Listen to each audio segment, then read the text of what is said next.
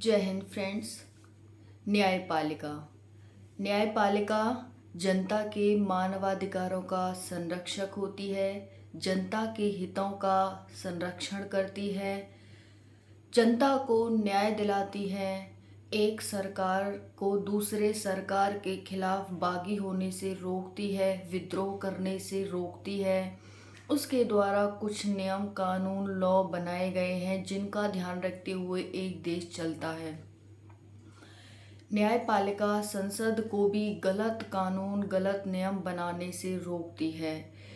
अगर कोई नियम कानून जनता के हितों के, जनता की मानवाधिकारों के खिलाफ है, देश के हित के खिलाफ है, उसे आने से बनाने से रोकती है। लेकिन जब संसद ही न्यायपालिका पर कंट्रोल कर ले, यानी कि संसद एक ऐसा नियम बनाए जो कि न्यायपालिका को संसद के कंट्रोल में लाता हो, संसद के अधीन लाता हो। जी हाँ, ऐसा ही कानून इजराइल में पारित किया गया है जिसमें कि न्यायपालिका को संसद के कंट्रोल में लेने के लिए एक नियम आया है। इसी का पूरी जनता क्या वहाँ के बड़े बड़े ऑफिसर्स, इंजीनियर, पायलट सभी विरोध कर रहे हैं कि एक ऐसा देश जहाँ पर लोकतंत्र है वहाँ पर ऐसा नहीं हो सकता। जब संसद न्यायपालिका को अपने कंट्रोल में कर लेती है, अपनी मनमानी करने लगती है, जनता के हितों का ध्यान नहीं रखती, ऐसी व्यवस्था को तानाशाही व्यवस्था कहा जाता है। तो ये तानाशाही व्यवस्था का जो चलन है वो इजराइल में जारी हो चुका है। इजराइल एक तानाशाह देश बनने की ओर अग्रसर है।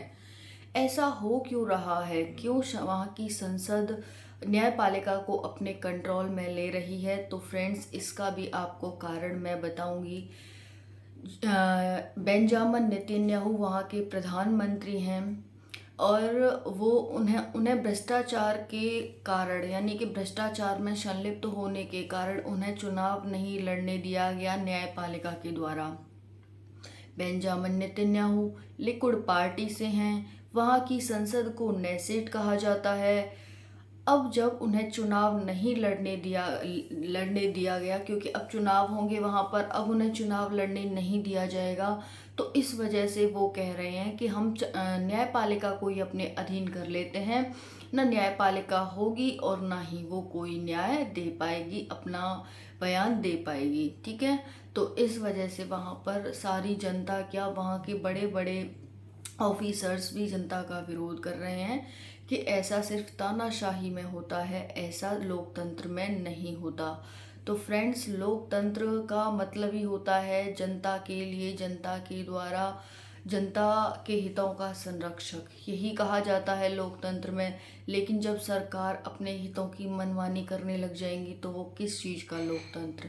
तो तानाशाही आप सभी को समझ में आ गया होगा कि जब लोगों के हितों के संरक्षण से ऊपर जा कर के न्यायपालिका को अपने अधीन ले लेना, यही क्या है? तानाशाही कहलाता है। ठीक है, और कोई भी आपका क्वेश्चन हो तो आप कमेंट सेशन में कमेंट कर लेना।